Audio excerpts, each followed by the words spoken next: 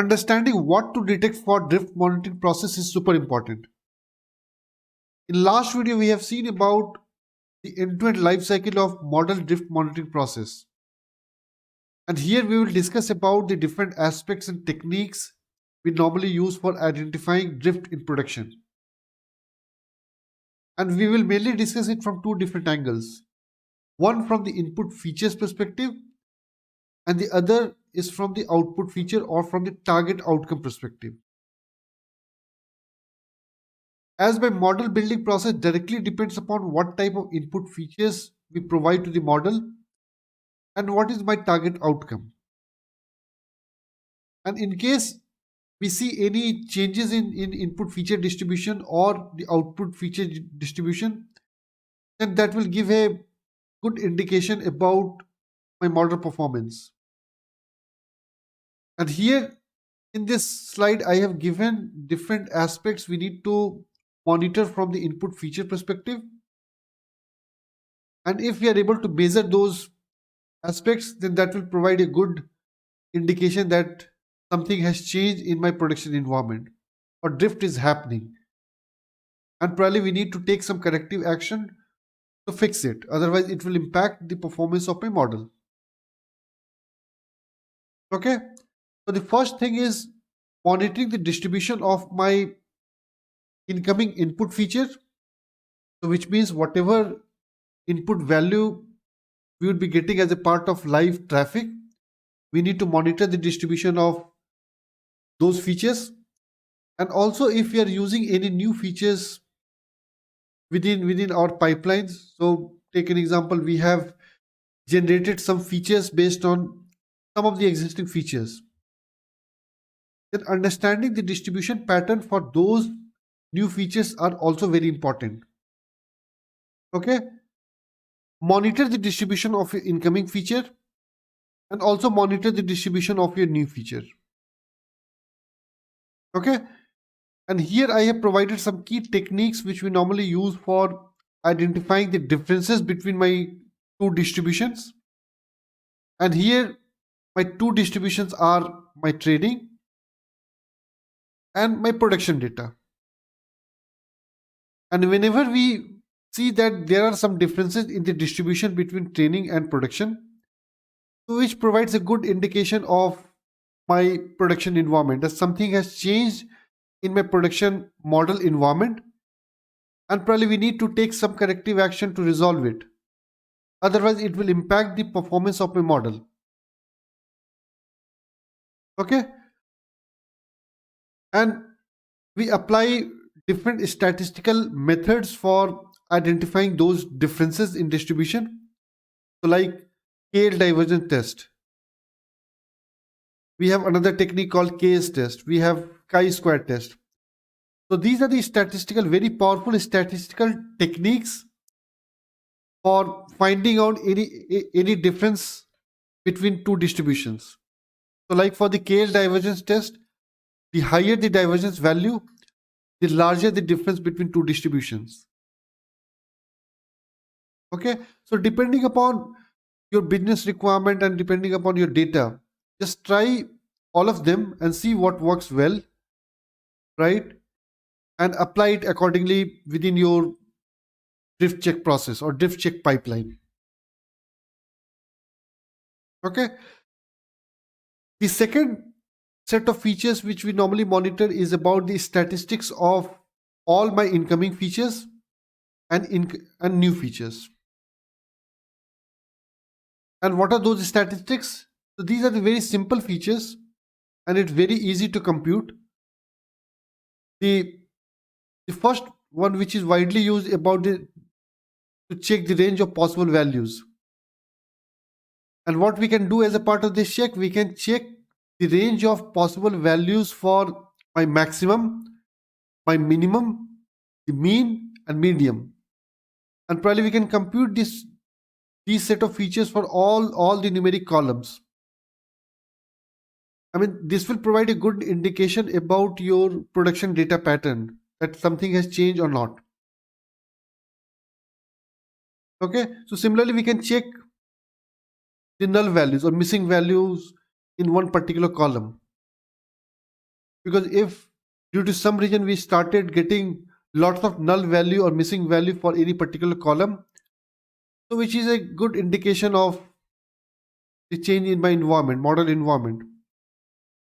And similarly, we can compute simple statistics like mean, standard deviation for my numeric features, right? So histogram of value. I mean, these are very simple features which we normally use during our data exploration phase, right? And using these sort of techniques to apply the range of possible values and identify the missing value. I mean, these are the good indications of data of any change in my production data behavior. Okay, so similarly, for the categorical value, we can check the distinct value whether any of my categorical value started getting new set of feature value or not. And if that's the case, then probably we need to understand its impact, and probably we need to consider those new values as a part of my model building phase. Okay, so this is my second set of features. The third set of feature which is very important is to understand the multivariate input feature distribution, because machine learning models depends upon the interaction of different features, and all those features will follow certain pattern or certain distribution. And if due to some reason those distribution gets changed in the production environment, then that's the indication that the interaction or the values or the concept between different features has started changing, and probably we need to take some corrective action to resolve it.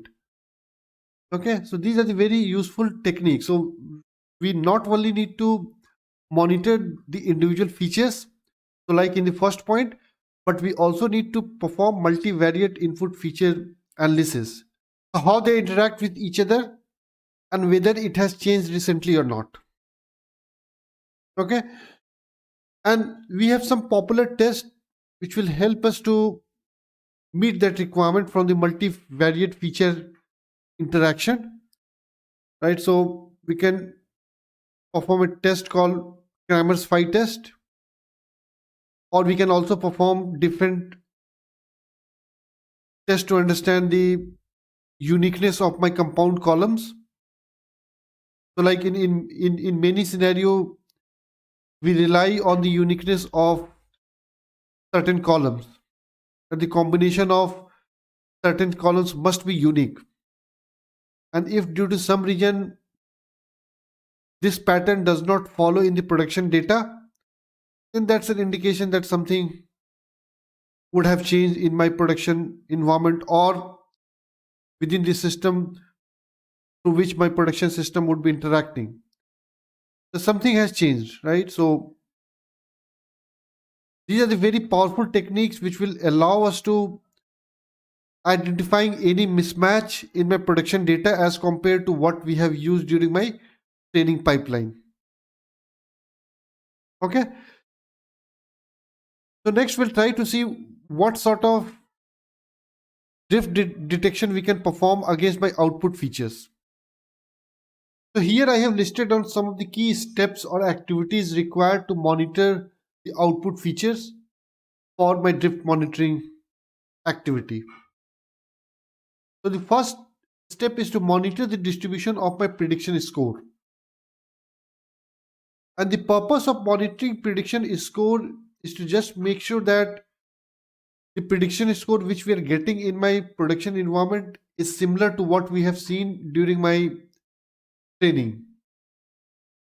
As the target outcome would not be available upfront to perform different sort of operations against the target outcome. So like checking the prediction performance or checking the distribution of my categorical features. All those sort of operations we cannot perform upfront. Okay, so take an example for ad click example. For ad click, the target outcome would be available upfront. So in that case, we can check the performance of a model, right? But for the other cases like for fraud, the target outcome would not be available upfront, and sometimes it takes 6 to 7 weeks of time before concluding that this transaction is fraud or not. So in these set of scenarios, we cannot check the normal metrics for understanding the decline in my performance. So comparing prediction score is a proxy to understand the behavior of my model, and if we have seen any decline in that prediction score, or if the distribution of my production prediction score and the training prediction score is different, so that's a good indication that something has changed in my production environment, right? So that's why we are saying that monitoring the distribution of a production prediction score at global level, right? So this is at the global level, and then we also need to monitor the prediction score distribution at the data slice level. So what it means, that it might happen that in some cases the prediction score distribution will vary along certain dimensions. So the that dimension could be your country, or in some cases it could be area or some specific location. And if prediction score varies across those dimensions, then probably that's an indication that something has changed in those environment. Like if we are monitoring it at the country level, so that means something has changed at the country level, and the prediction distribution which we have observed during the training is not the same which we have seen right now in the production environment, right? And it might happen that due to some economic factors or due to some environmental conditions, something has changed in that country, and that will impact the performance of your model. Always monitor your prediction score at the global level just to understand the overall statistics of behavior, or and also at the local level, at the data slice level. Okay.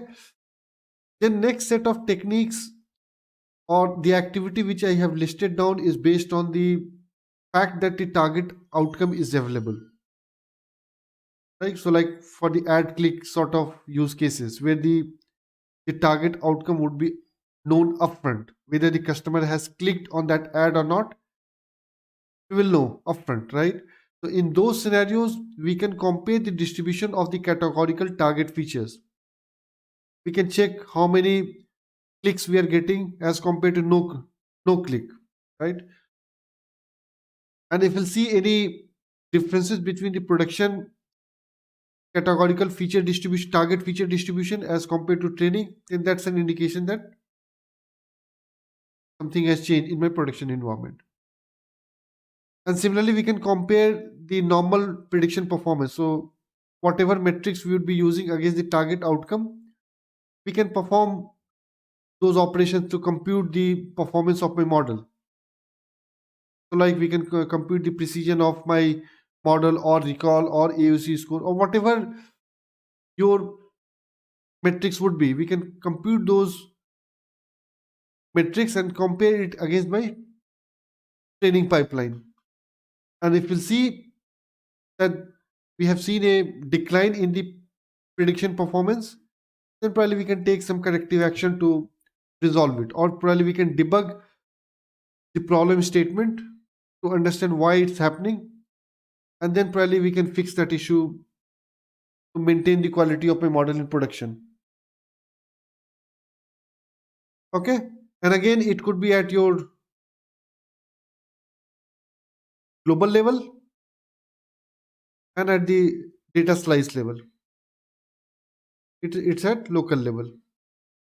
So it's always good to keep track of both to understand what's happening at the global level and what's happening at the data slice level.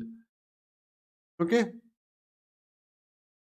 And I mean, these are the good set of activities which will provide a good indication about your model environment. And depending upon your use case, you can either trigger your retraining pipeline, or you can raise an alert so that operations team can look into the issues, and they can coordinate with relevant business team or the stakeholders to understand the impact, and they will take some corrective action to resolve it. So that's it for now. Thank you.